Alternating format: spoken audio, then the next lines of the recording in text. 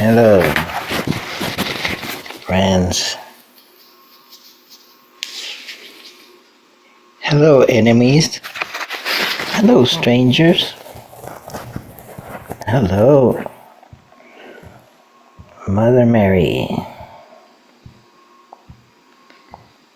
Hello, Mother Durga. Hello, Mother Saraswati. Hello, Mother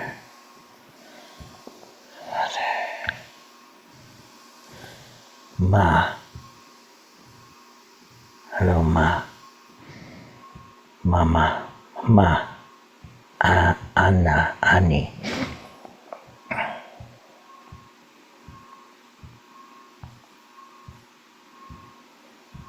Hello, Berta Celia.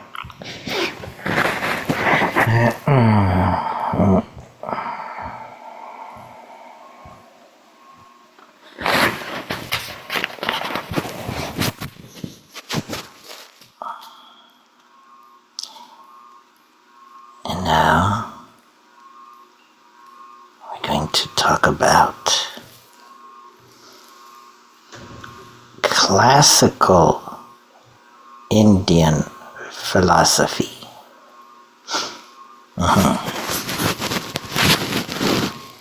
Chapter 1, a historical overview. Origins. According to the Hindu tradition, various philosophical ideas were developed in the philosophical systems originated in the Vedas, a body of texts that were composed possibly around 2000 years BCE.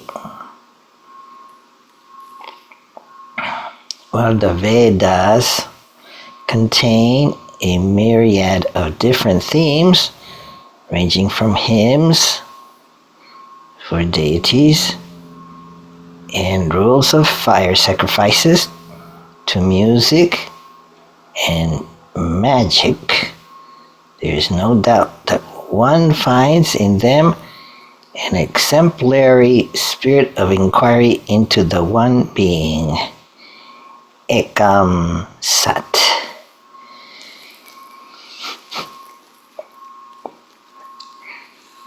That underlies the diversity of empirical phenomena.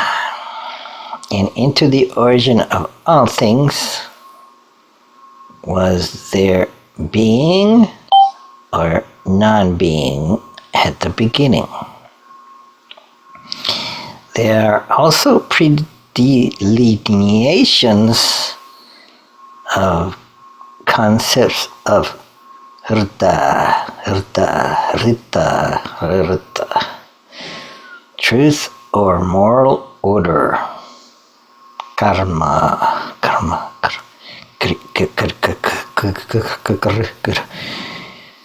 and afterlife.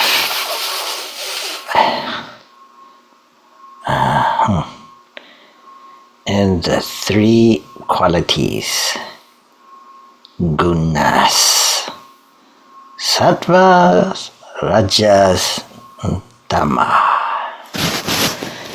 constituting nature, prakriti. It is in the Upanishads,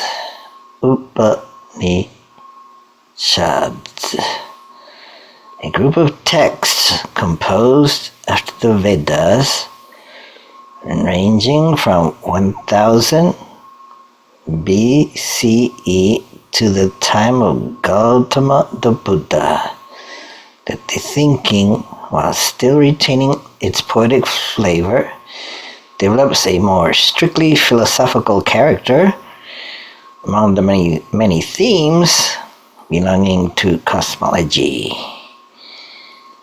How did the one being become many in psychology?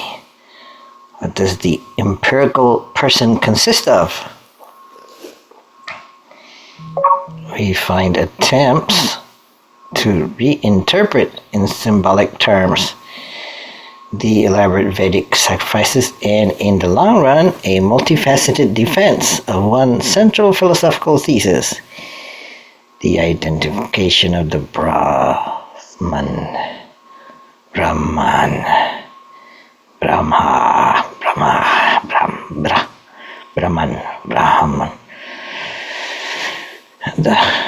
the highest, the greatest, the source of all things, with the Atman, the self within each person. With this identification, a giant step was taken by the authors of the Upanishads, a step that was decisive for the development of Indian philosophy. The Vedas had already decided famously in the Nasadiya Sukta that the beginning of things at the beginning of things there must have been being and non-being.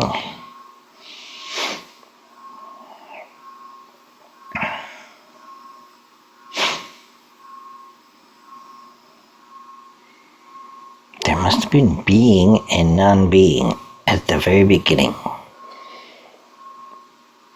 If there was a beginning, for something cannot come out of nothing. Now, this primeval being was said to be the same as the spirit within. The highest wisdom was intuitively realizing this identity of subject and object. Tat Tvam Asi. Tat Tvam Asi. Tat Tvam Asi. Asi. Asi. That. Is that thou art? Tat Tvam Asi. How to know this identity was the question. How to know the identity? Who am I? Who am I? I am, therefore, I think. Wait. I think, therefore I am. Wait. What if I think and I am at the same time? What if they're separate and they've always existed?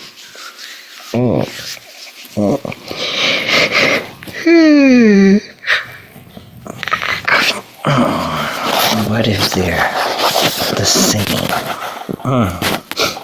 So, how to know this I am this, and I identify with that. How to know this identity? That's the question. To be or not to be? That is the question. Suggestions range from a contemplative meditation to austere self-mortification, the idea of yoga. And a picture of the yogin makes their appearance, possibly having a different origin, and blend with the central thesis of the Upanishads. If the real behind empirical nature is the universal spirit within, is then the world merely phenomenal appearance, like the magician's creation, Maya? Or is the Brahman Atman to be construed as the indwelling spirit of all things? Sarvam Kalu Idam Brahman. Oh, those become the leading disputational questions among the commentators on the Upanishads and among the various schools of the Vedanta philosophy. So, the rise of an anti-Vedic, naturalistic, and skeptical thinking. Wow. There was some skepticism. Wow, who were these people? What were they trying to say? Why did they have skepticism? Why? Where did that skeptical thinking come from? When did it arise, or was it always there? It was toward the end of the Upanishadic period, most probably when the major Upanishads had been composed, that in the northeastern region of the Gangetic Plain, at the foothills of the Himalaya mountains, in the present state of Bihar, there was born a most remarkable person, Gautama the Shakya. Gautama the Shakya of Likabi clan. Of the Lichabi clan,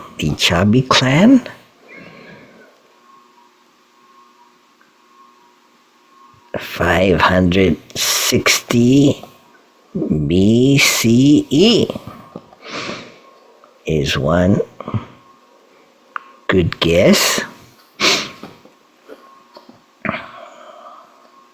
I don't know how they came to that figure, but that's one that was accepted by the author of this book. And you might ask, who wrote this book? Okay, I will tell you who wrote this book. I don't know. Maybe that's the letter J. J.N. Mohanty. Who the hell is that? J.N. Mohanty is a professor of philosophy, or maybe was a professor of philosophy. Maybe he passed away. Who knows? We could Google it and find out. At Temple University. Where's Temple University? Who knows? Maybe we could look it up. He is the author of many books, including Reason and Tradition in Indian Thought, published under Oxford Press, I suppose. It says Oxford in parentheses, and Transcendental Phenomenology, published through Blackwell.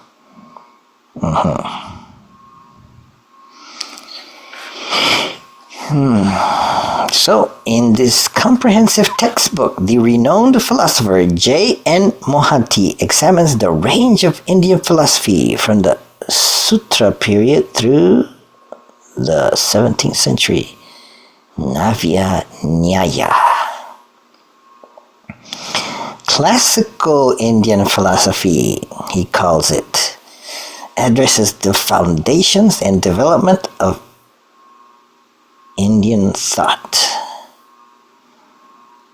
There were many kinds of Indian thought, so it should be stated as the foundations and developments of Indian thought regarding epistemology, metaphysics, and the attempt to transcend the distinction between subject and object.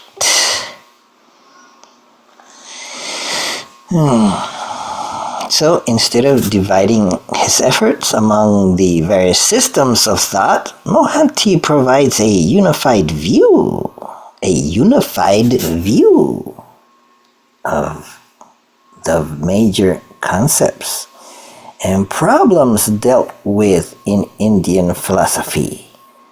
That makes this book very thin and powerful because he has come up with a unified view. So it brings all the different views together into one unified view. See how thin this book is? Well, this is wonderful. We'll get done with this book in 2 or 3 hours.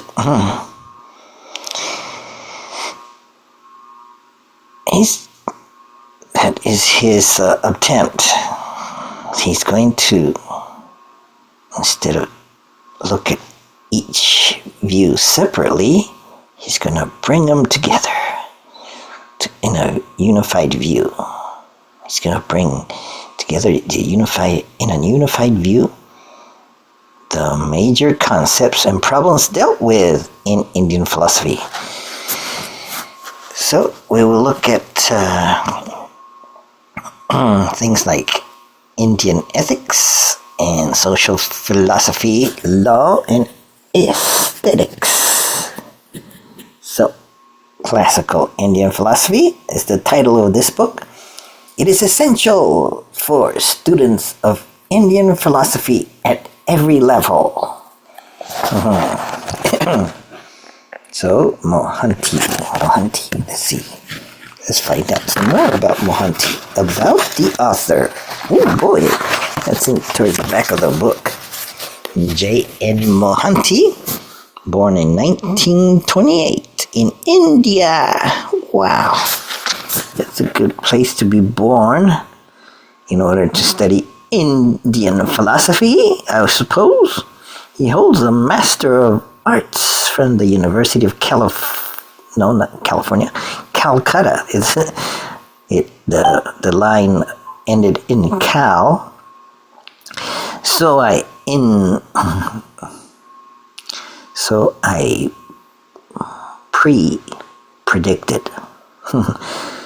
presupposed that it would be University of California, but no.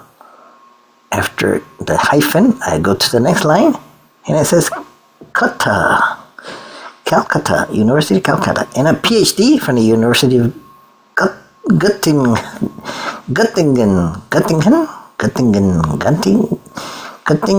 Germany. Göttingen, Germany. Oh. Yeah. Oh. Oh. Oh no.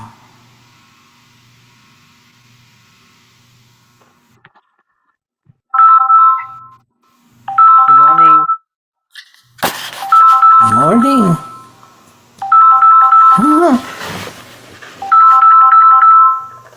Serious exam. Oh no. I haven't paid my bill.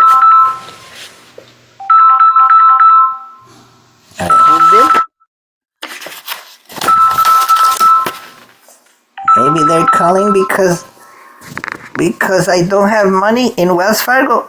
And so they say, you, my bill wasn't processed. With bill. Sirius XM What is that? for radio Oh on my no. on my car. Why you take radio Oh, subscription? radio subscription. It used to be Why? $30. It used to be $30 a month.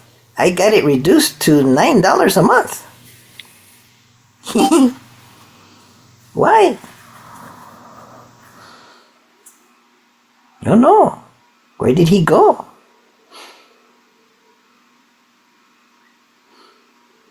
Let's see. Where was I? I was reading from a book so that I can educate my followers.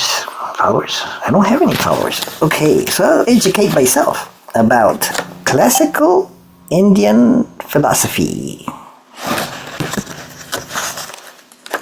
I was reading about the author of this book, J.N. Mohanty. He was born in 1928 in India, but it doesn't say what part of India. But he holds an MA, Master of Arts, from the University of Calcutta, and a PhD, wow, from the University of Göttingen, Germany. Among the universities at which he has taught are the University of Calcutta and Burdwan in India, University of Oklahoma, wow, that's in the US of A, and the New School for Social Research in New York.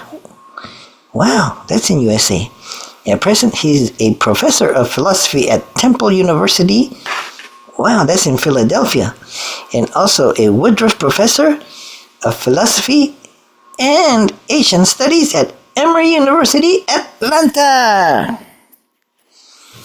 His publications are in the fields of phenomenology, phenomenology, and Indian philosophy. He's a past president of the Indian Philosophical Congress. He has been a visiting fellow at All Souls College, Oxford. That must be in England. And is a member of the Institut Internationale de Philosophie, Paris, France. Oh, he's a member. He is also a life member of the Indian Academy of Philosophy. Wow, you can be a member of the Indian Academy of Philosophy and a member of the Board of Directors of the Center for Advanced Research in Phenomenology. Wow, you can be a member of the Board of Directors of the Center for Advanced Research. Advanced Research in Phenomenology. They have to do advanced research in phenomenology? Yes. How advanced can that be? In 1992, he received the Humboldt Forschungspreis. That must be something German. Forschungspreis. Forschungspreis. That must be an award. Humboldt Award. Not only that, he was awarded the Sir William Jones, that's Oriental Jones, Memorial Gold Medal by the Asiatic Society. Asiatic Society.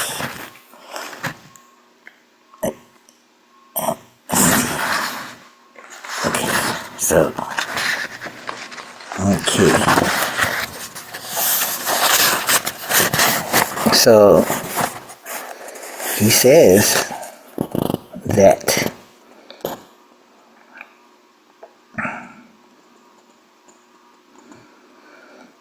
that towards the end of the Upanishads,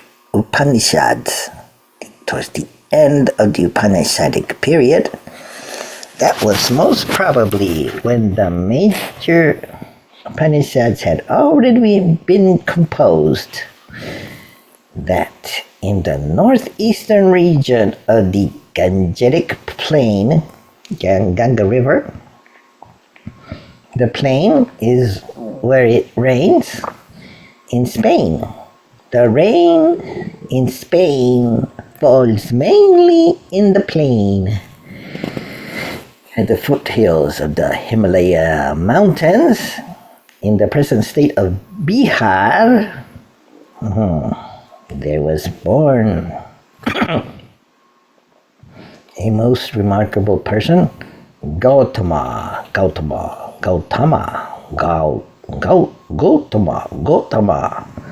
the Shakya of the Likshabi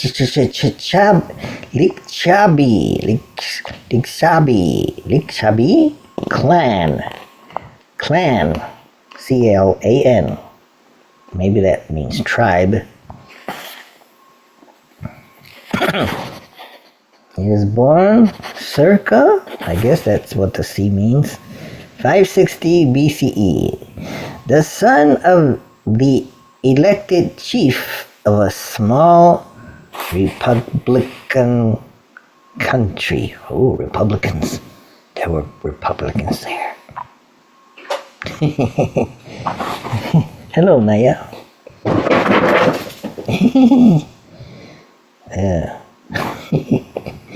No, the country just happened to be Republican. And he was the son of an elected chief of a small Republican country. Wow. So he wasn't the son of a king, so that would not make him a prince, but he was the son of an elected chief. How did he get elected? Did they do something like some kind of democratic election, or they elected him like politically? We will never know. But there are stories about Gautama's life. There are many of them. But few things are known with certainty. The story about his experiences of old age, sickness, and death. Experiences of existential anguish, which lead him to renounce his princely and worldly life and set him on a tortuous,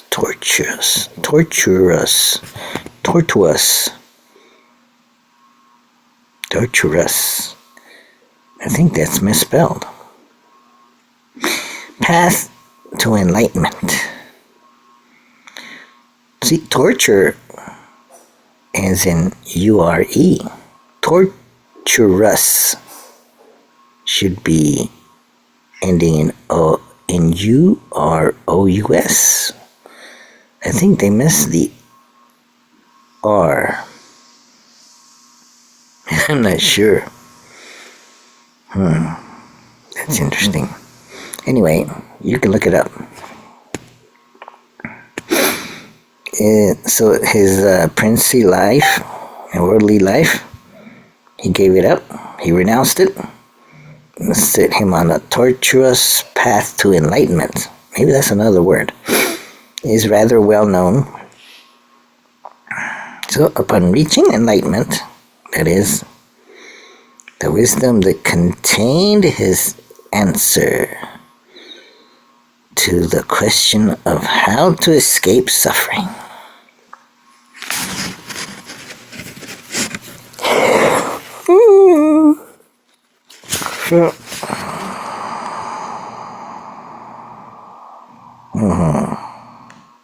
So he began teaching. That was maybe when he was 35-ish, 36 maybe. He began preaching, actually.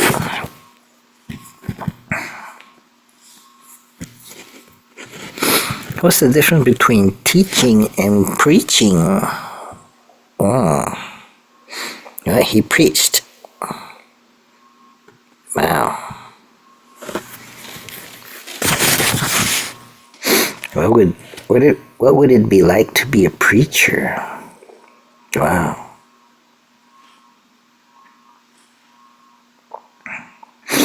So Gautama preached in his first sermon the fourfold noble truths, which remain the central belief of Buddhism through all its exuberant growth of sects, schools, rituals, and practice. Wow. The noble truths, the truths of suffering. Existence is marked by suffering. Marked? That means it has a characteristic of suffering. It is marked by it. Beautiful, marked by sukha, by pleasure. It's marked by something in between suffering and pleasure. Maybe it's neutral. That's just an idea to think about. And he also said in the Noble Truth that it includes the truth that suffering has a cause. What is the cause of suffering? Craving. Trishna? Craving?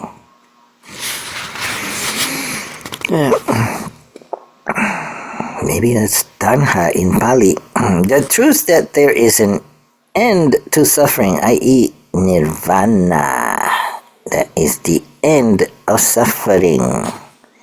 And finally, the truth that there is a path, marga, to reach that end. The eightfold correct path.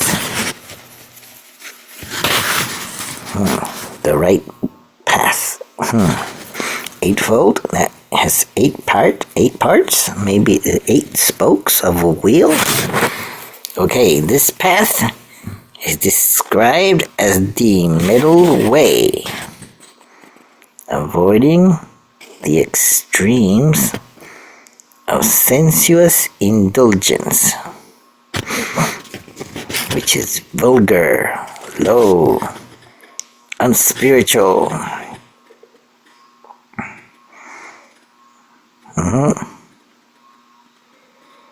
And self-torture,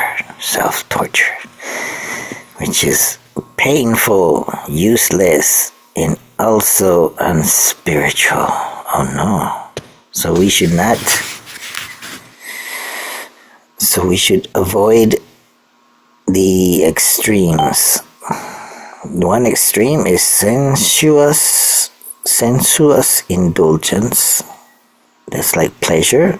And the other extreme is torture, full of pain. Both are unspiritual. So, the Eightfold Path consists of right views, right intention, right speech, right action, right livelihood, right effort, right mindfulness, right concentration. I think meditation is in the area of mindfulness. Okay. In his sermons, In conversations, Gautama avoided metaphysical questions and insisted only on teaching the path to deliverance from suffering.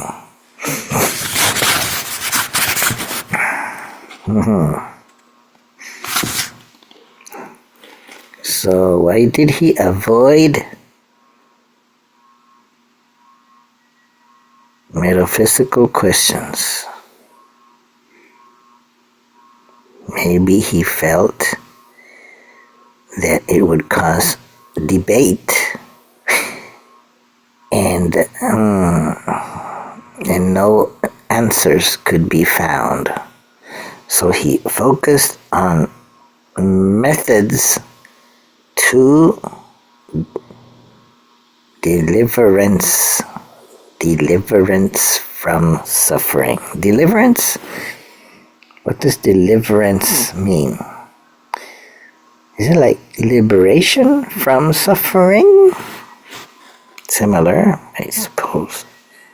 Deliver. Amazon delivers. When you buy something, it gets delivered. It gets shipped and delivered. So, deliverance from suffering. Oh, deliverance. What about deliverance to suffering? Then you would get more suffering. Deliverance from suffering, you would get less suffering. Or suffering would be removed. But Buddhism, the early Buddhism was committed to certain philosophical beliefs. It rejected the Upanishadic thesis of Atman, a rejection of any permanent substance, out of which the no-self doctrine may be regarded as a specific application.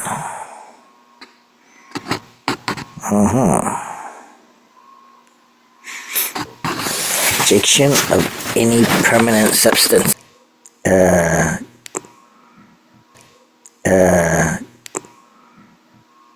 Has no permanency.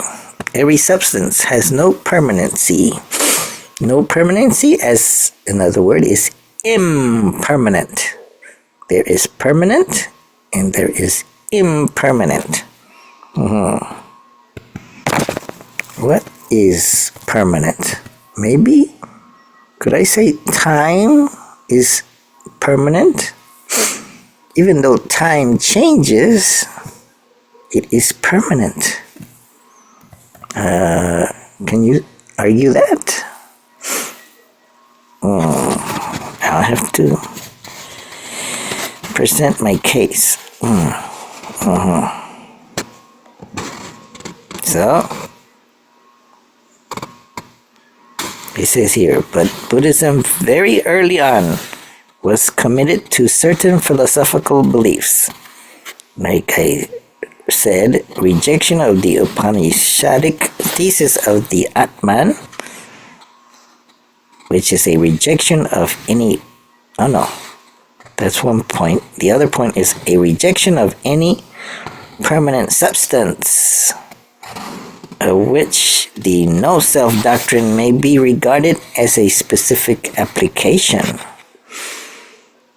The other point is a belief in a strict principle of causal dependence, called dependent origination.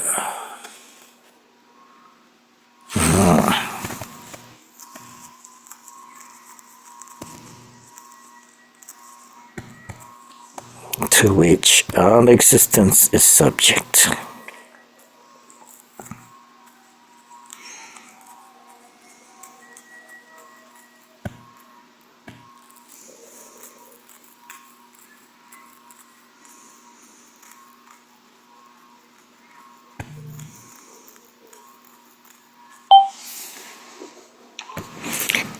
Is there such thing as existence and sub-existence? Existence. I exist. You exist. Things exist. What things do not exist? A unicorn does not exist, as far as we know. Or a rabbit with a horn does not exist. Let's see. But you say that so all existence is subject to a strict principle of causal dependence. Oh wow. It says a belief in a strict principle of causal dependence called dependent origination. Wow.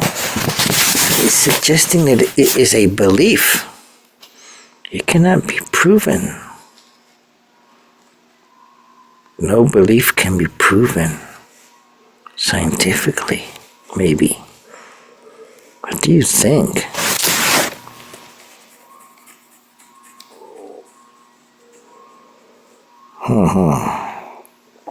Let me repeat that. It's a long sentence.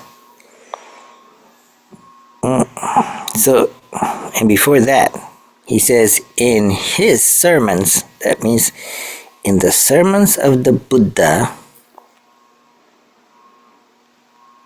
and conversations, in his sermons and conversations, Gautama Buddha avoided metaphysical questions and insisted only on teaching the path to deliverance from suffering, but Buddhism, that which he left, that which came about after he passed away, Buddhism became a world religion. But from the beginning, Buddhism was committed to certain philosophical beliefs. Philosophical beliefs? Can beliefs be philosophical? Rejection of the Upanishadic thesis of Atman. So, that was one. Rejection of the Upanishadic thesis of the Atman. 2. Rejection of any permanent substance.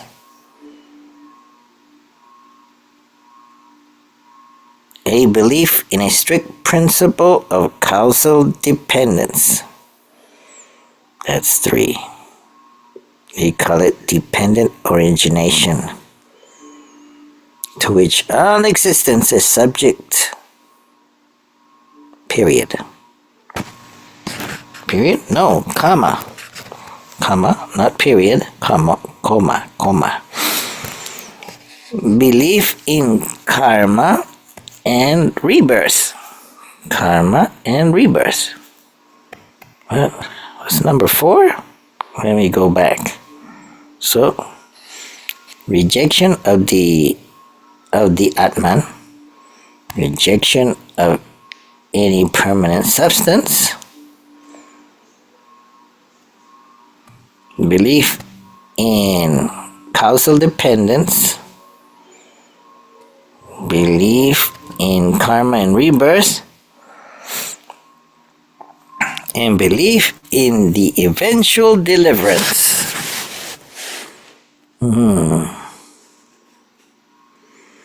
Let's see if I can remember these. Belief in going against the trend. Belief or being skeptical of the Atman, of the Upanishads. That's one. The second one, belief that there is nothing, no thing that is permanent. That's 2. Belief in cause and effect or dependent origination, right? And 4, belief in karma and rebirth. And 5, belief in deliverance from suffering, right? The eventual deliverance of karma and rebirth, or samsara, right? I think I got them.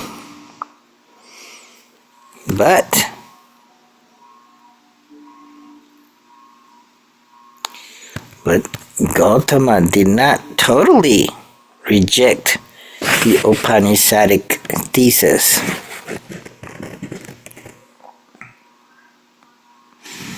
Rejecting the fundamental metaphysics of Atman.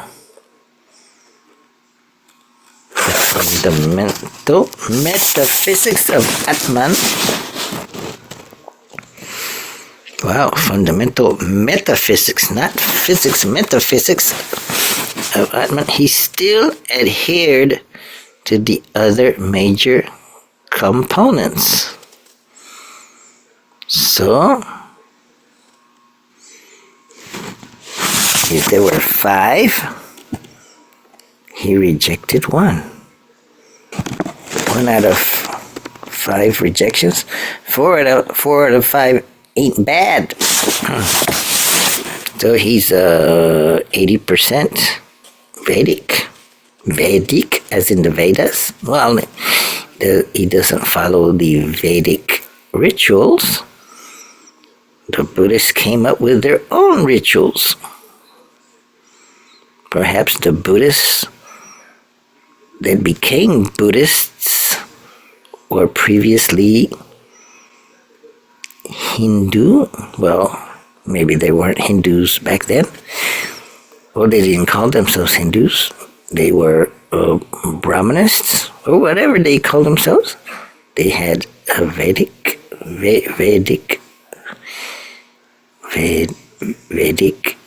rituals. Then they became Buddhists.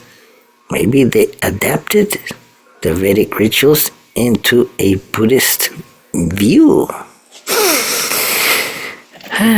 We'll have to find out.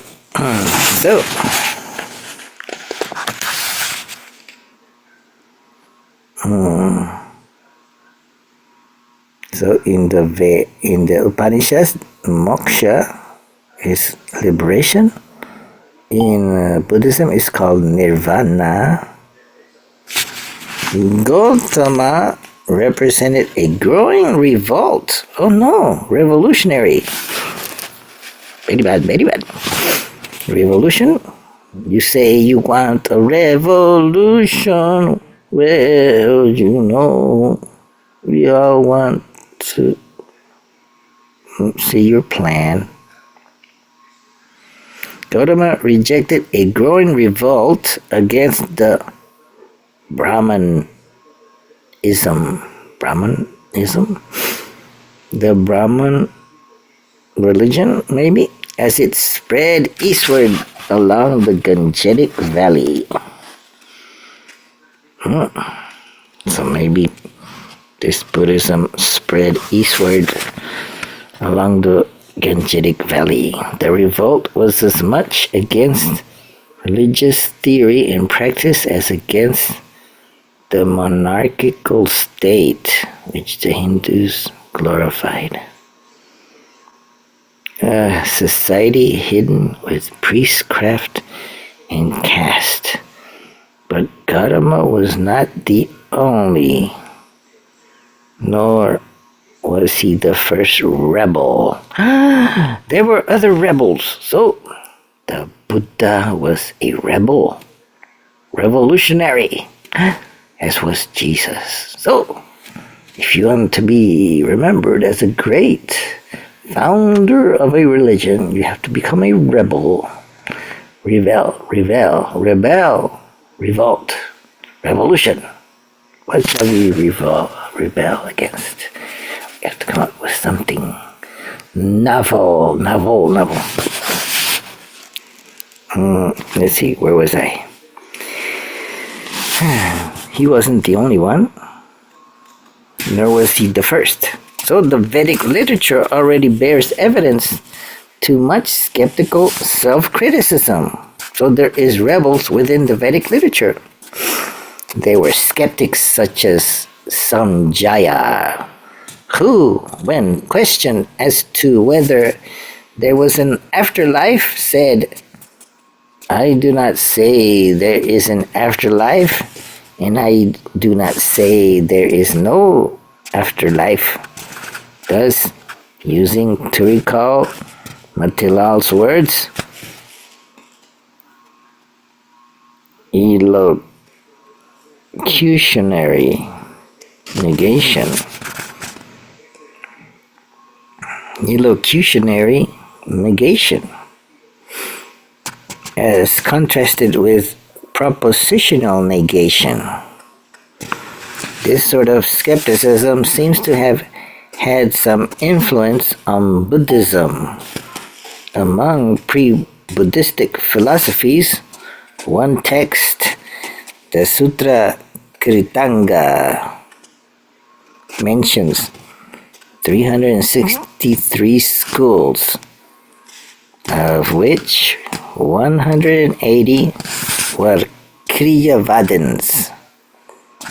Those are the ones who believed in the efficacy of action. 84 were Akriyavadins, those who rejected the efficacy of action. And 67 were Ajnanikas, who claimed not to know, so were skeptics. And 32 Vainayikas, believed in the salvation by good conduct. Wow.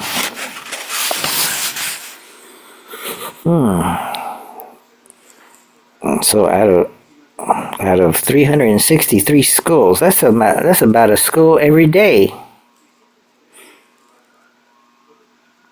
They took turns every day during the year. So half the year, which is 180. 180 were devoted to the Kriyavadins. They believed in Kriya, in karma, in the efficacy of action. And then 84, that's almost half of 180, were the Akriyavadins, who rejected the efficacy of action, of karma. The 67 were the Ajnanikas. Ajnanikas, who claimed not to know.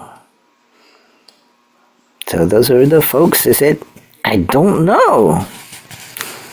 So they were skeptics. And the rest, 32, Vaishnayikas. That means not Vaishna, Vainayikas. They believed in the salvation by good conduct. So out of 363, only 32 believed in good conduct.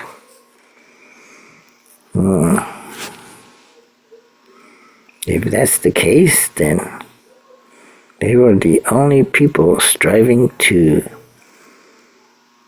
do good, or maybe they were highly aware of their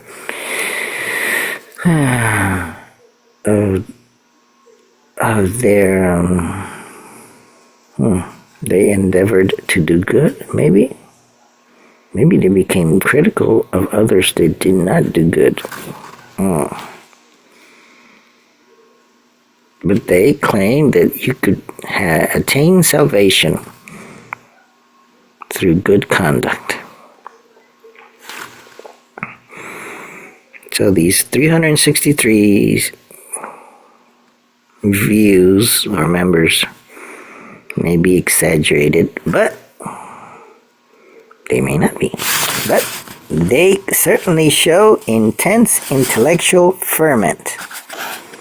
So, among the skeptics, besides the famous Samjaya, there were those who refused to accept any claim to knowledge owing to the contradictory conclusions and no agreements reached. Those who questioned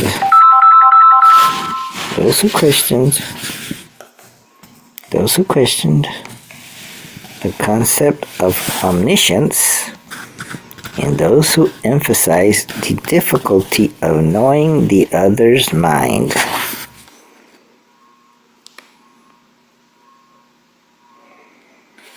The Buddha in the Sangarava Sutra classifies his predecessors and contemporaries into the traditionalists, the rationalists, and the metaphysicians.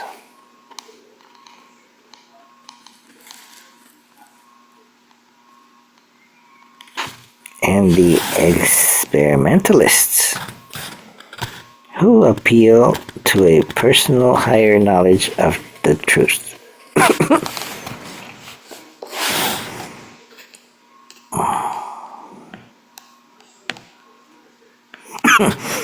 Wow, Gautama regarded himself as belonging to this last group, the experimentalists.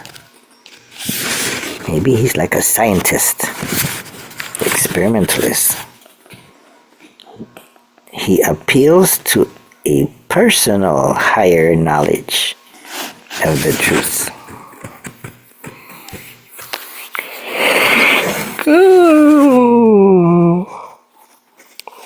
Oh no, this is quite revolutionary. How could people accept this guy Buddha and his preaching in order to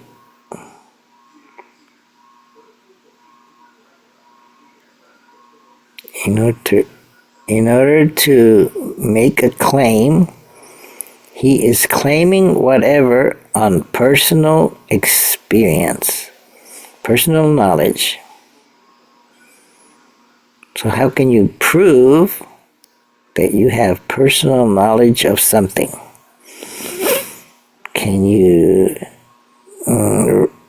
compare it to the knowledge found in the Vedas or in the Upanishads? If you cannot, then you're starting something new. Oh no. Oh my. What would we do?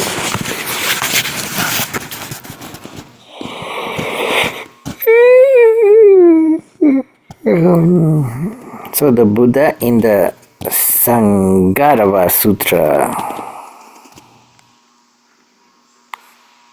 classifies his predecessors, the people before him, and his contemporaries, those living in his time. He classified them into several groups. In one group, he would call them the traditionalists. In another group, the rationalists. In another group, the metaphysicians. And then, well, maybe the rationalists and the metaphysicians were one group.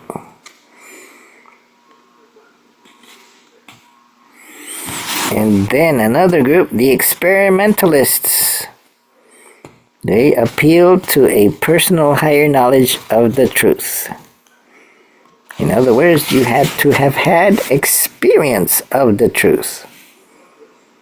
But how can you prove to others that you have that experience?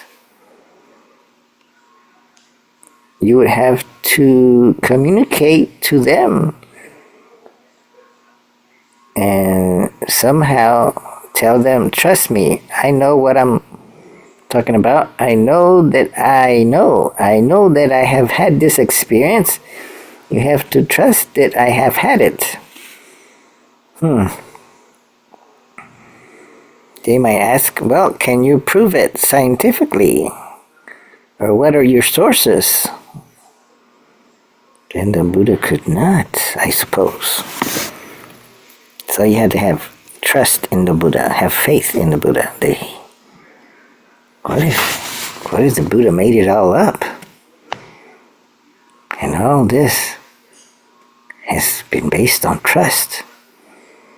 What if he never attained enlightenment? And he just said, trust me, I have attained enlightenment in this life. What if he made it all up? So have to develop faith in the Buddha.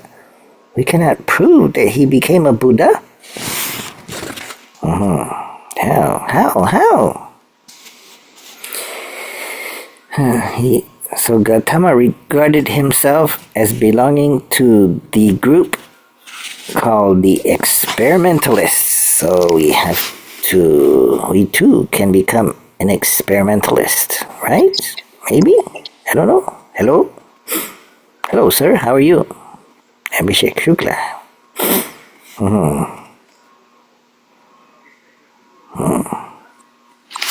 Okay, I will read one more paragraph. The pre-Buddhistic philosophers who rejected the Brahmanic belief.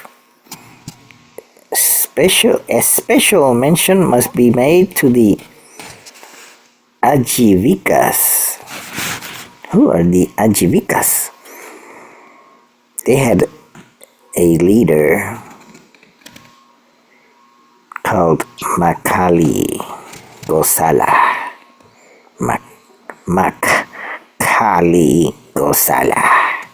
Gosala. Gosala. Kali. Makali Gosala. Wow. He is leader of the Ajivikas. He believed in strict determinism. He determined. So he had strict determinism. He rejected freedom of the will. Freedom of the will. Reject? That means we don't have free will. He eschewed an atomistic cosmology.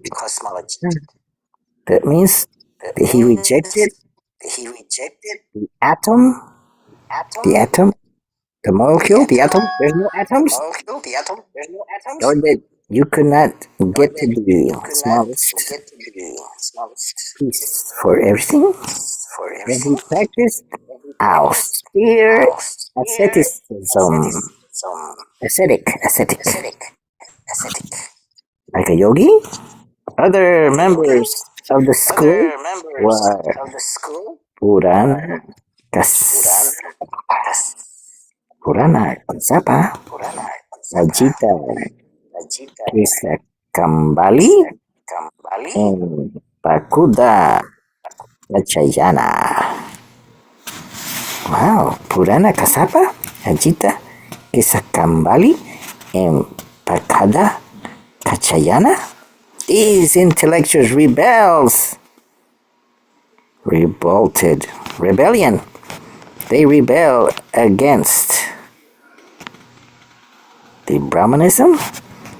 Oh, they influenced Gautama the Buddha as well as the Mahavira who founded Jainism.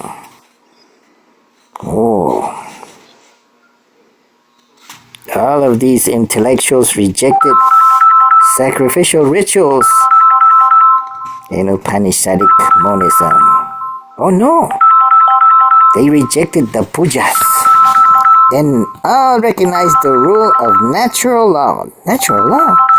They were concerned with the efficacy of karma and were skeptical about another world. I will answer the phone. Who is that? Hello? Hello. Hello? Pasa, Jairo. Is this the world famous John Urueña? World Premier? Oh my God. John Urueña? A premiar ahora. Yes.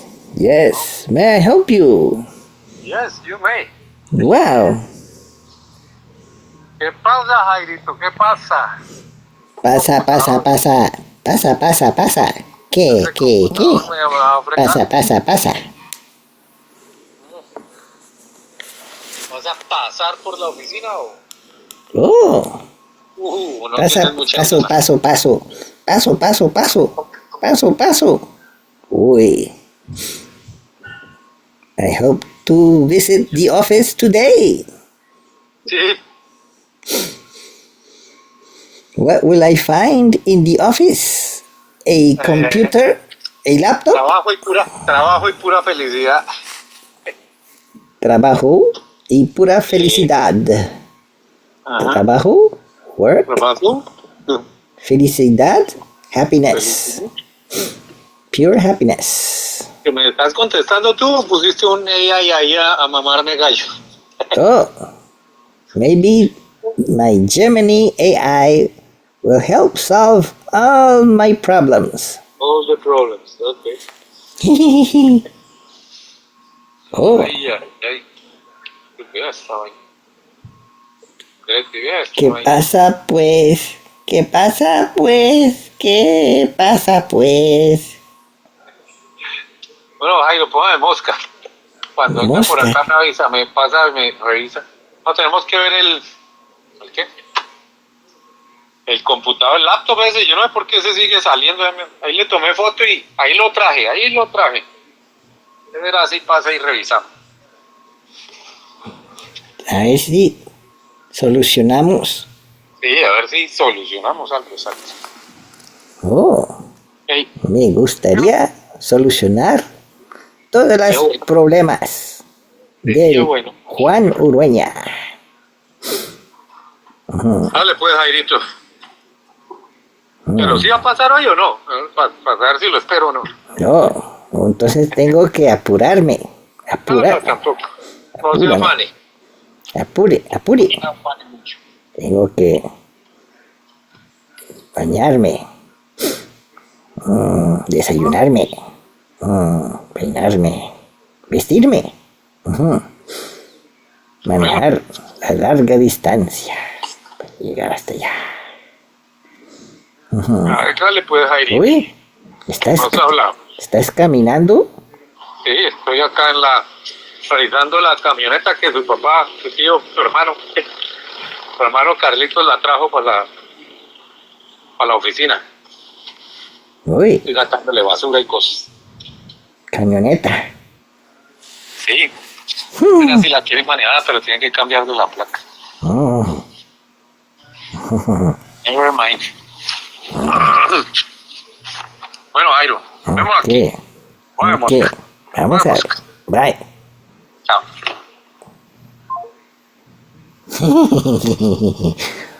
Wait, this is getting broadcast live to YouTube.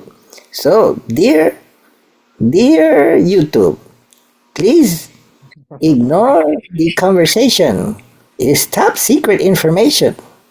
Do not use a YouTube AI to determine anything that violates the community rules and standards that will cause this video to be deleted or blocked. Thank you very much. This is for educational purposes only.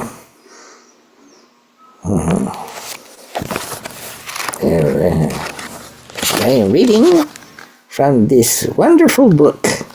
It's called Classical Indian Philosophy by J.N. Mohanty. Oh, where was I? Oh no, I lost my position. Oh, chapter 1.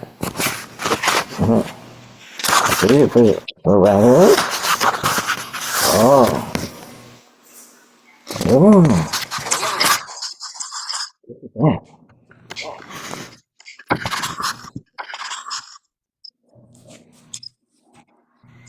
Oh, oh, maybe I read about other members of the school.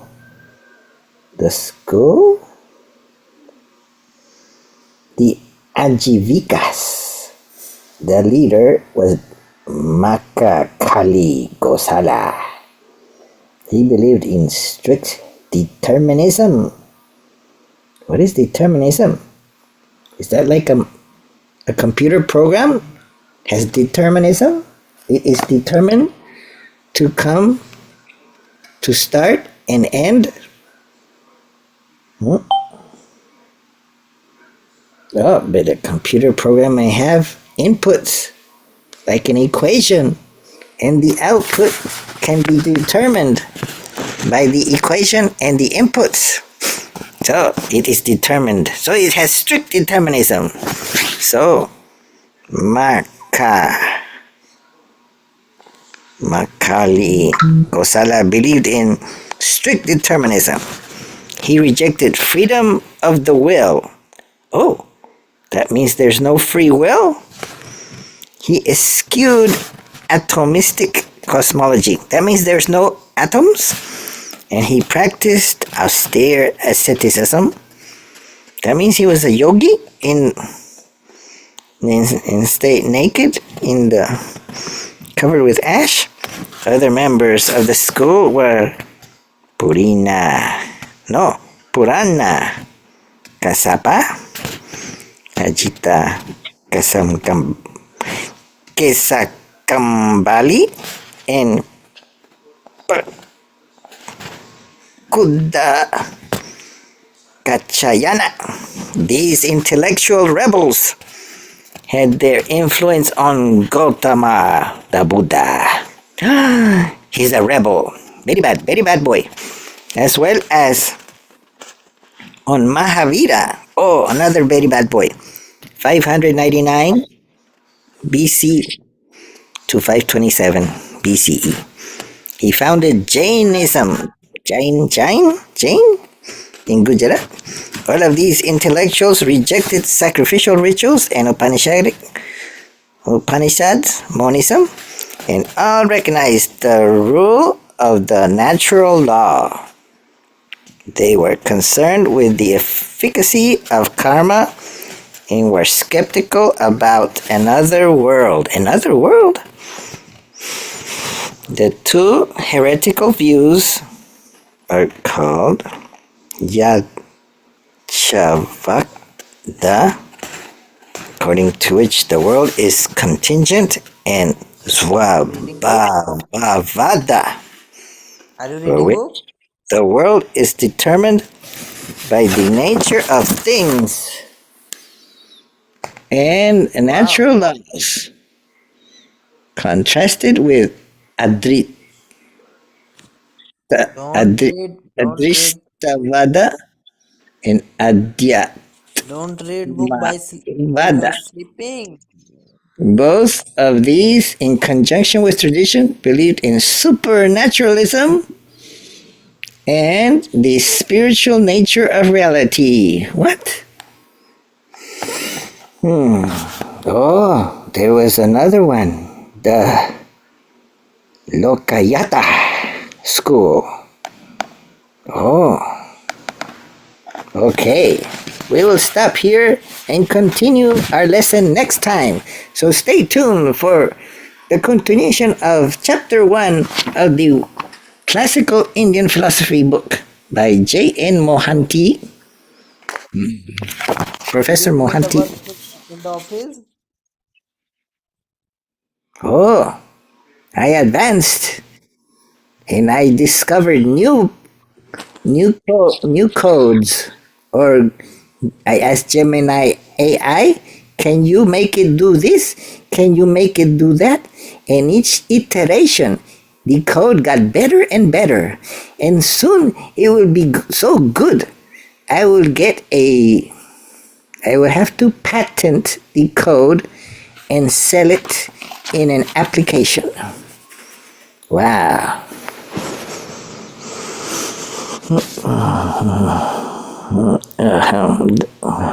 Whoa. Oh. Wow. Oh. Is that the student? Yeah, man. I when I come back from my college and I went to Lord Hanuman Temple in Wow. Prayagraj, famous Lord Hanuman Temple in Prayagraj,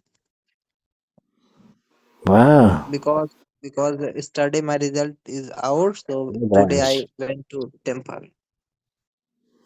You're going to temple? Or you went to temple? Went. Wow.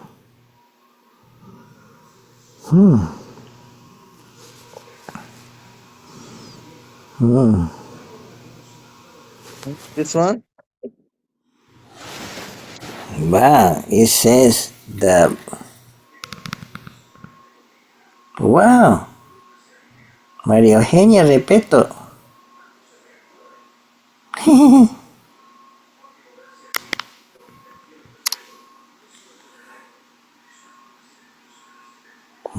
Oh. Wow. Oh, here. Like that? Oh. That's a. The Bad Hanuman Temple. 20-foot long reclining idol of Lord Hanuman. The idol sank in the Ganges. Wow.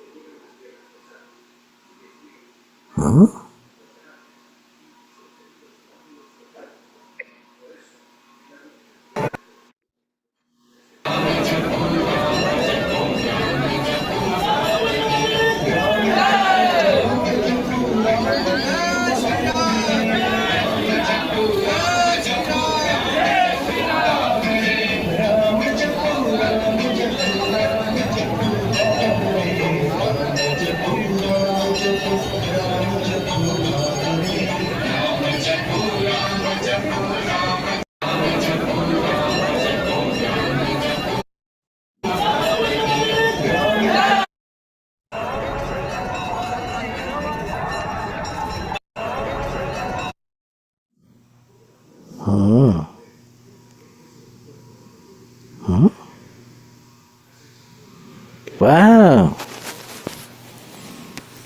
Oh, that's interesting.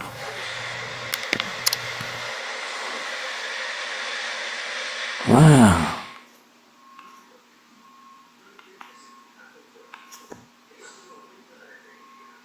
Oh no. What happened? Oh, wow.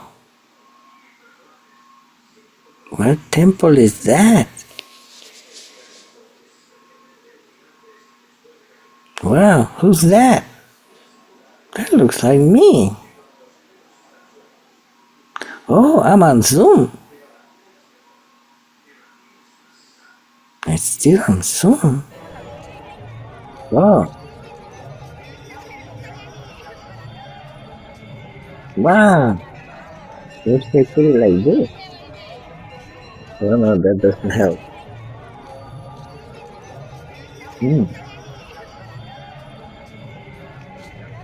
mm, mm, mm, mm, mm, mm.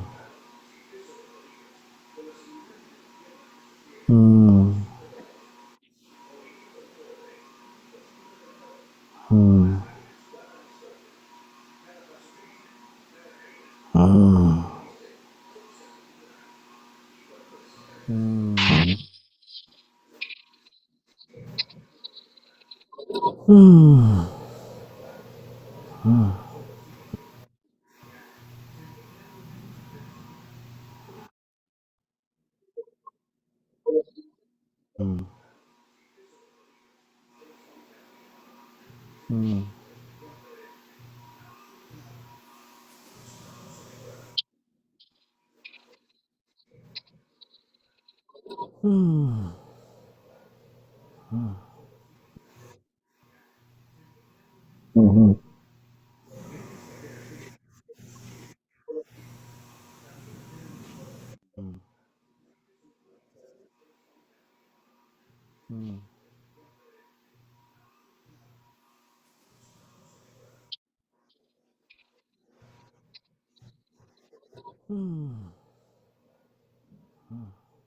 Hmm. Hmm.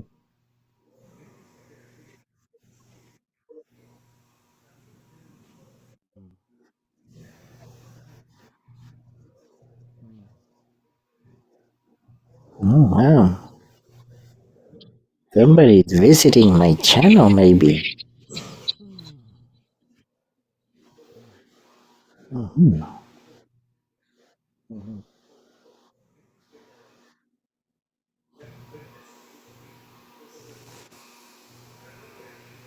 Hmm.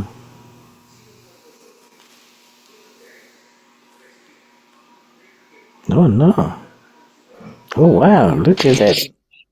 This surface off and that surface off. Hmm. Try this. Wow. Is there one view? See what that does.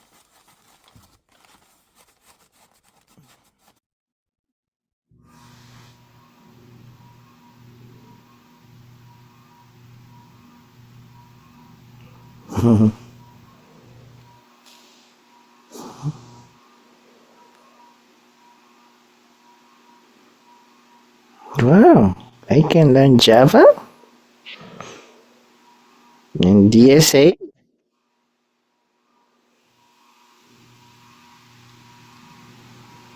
DSA. What does DSA stand for? Data structure and algorithm. Data, structure, and algorithms. Wow. Hmm.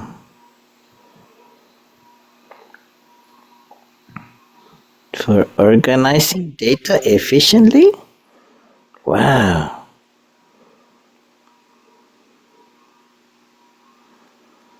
Hmm. So, oh. Hmm. Hmm. Hmm.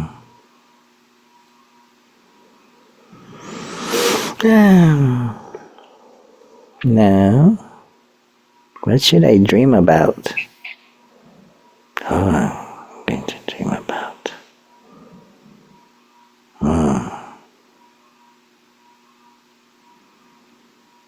Okay, now you can end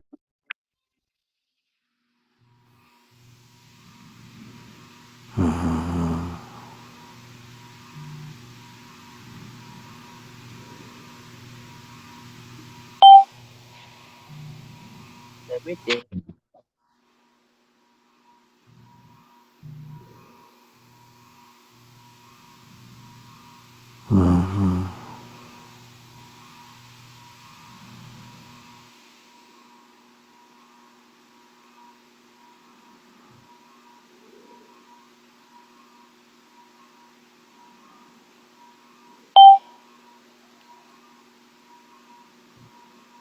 Okay, end the meeting. Bye. I'm going Don't to forget. dream. Forget to don't forget to end, otherwise your video is your live streaming is going to be 10 hours or 12 hours long. Oh no.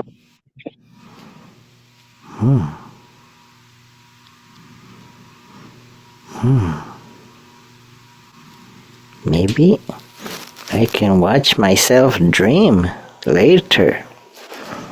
Okay, I'm going to start dreaming.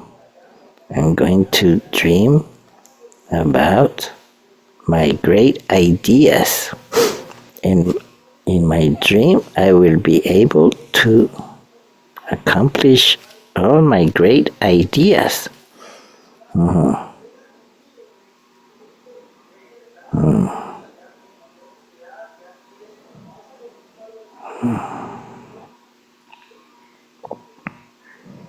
Okay, start dreaming.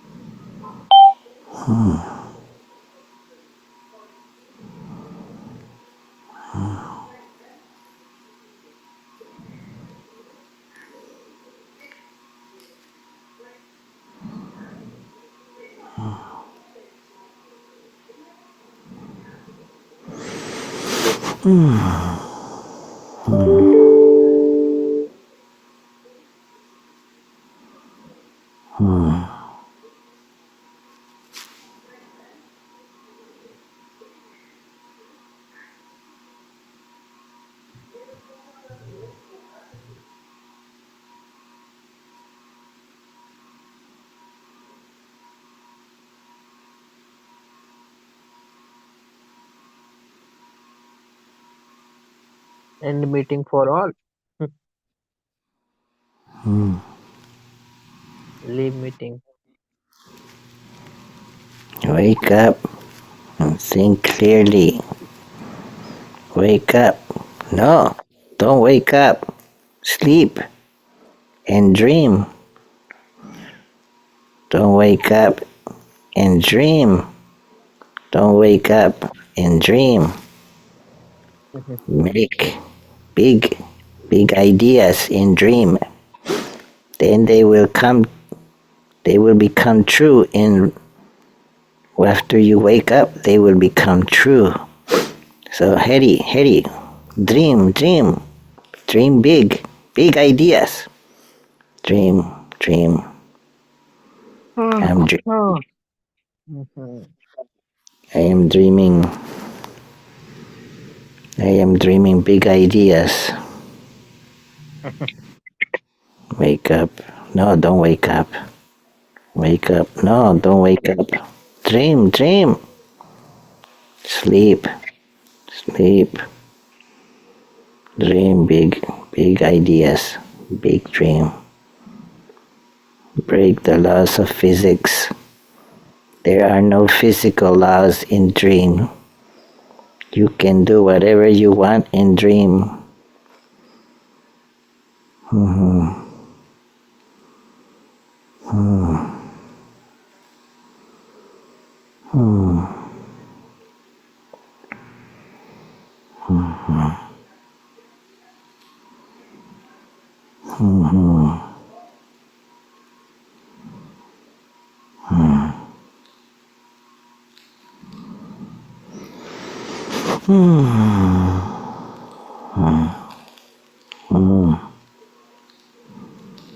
No, no. Dream, dream.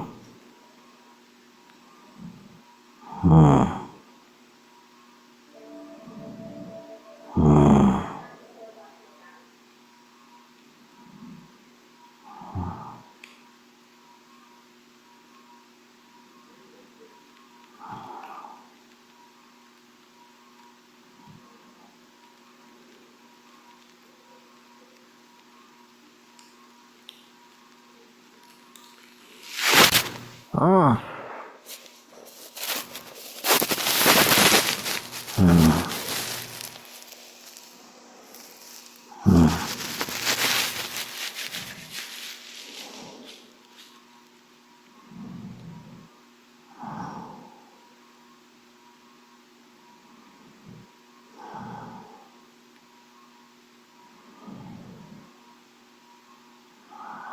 Okay. Bye.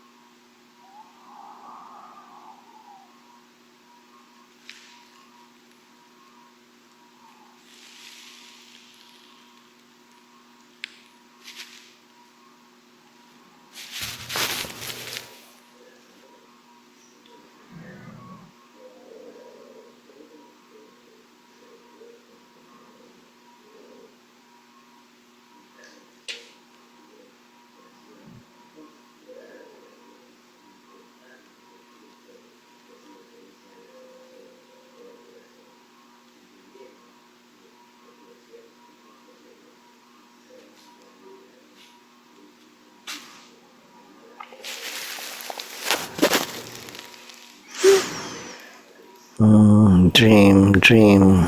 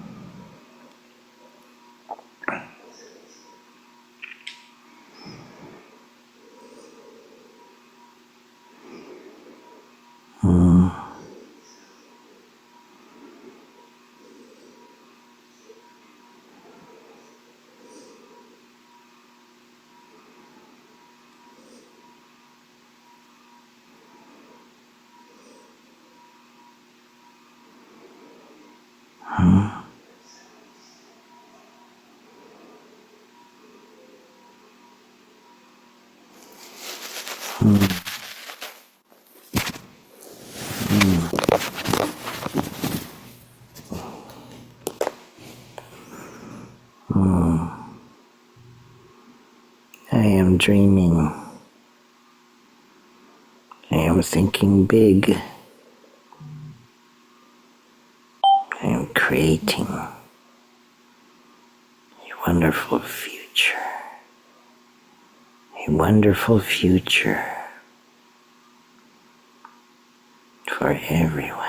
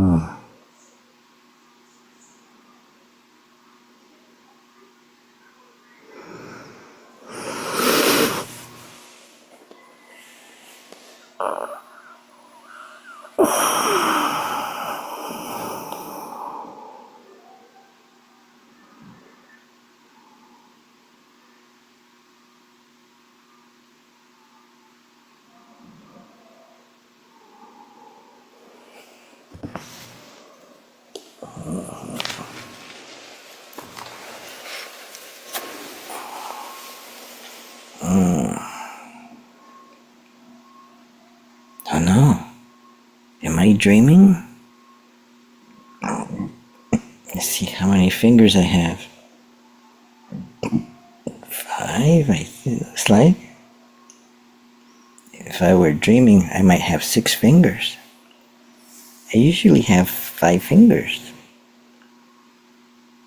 Or maybe I would have 4 fingers in my dream. But I have 5 fingers. So I think I'm not dreaming. Wait a minute. Maybe this is a dream to an even more real waking state. I don't know. And I feel like I have to get up and use the bathroom. So I will end this meeting. Thank you very much for joining Jairo's Philosophy Room.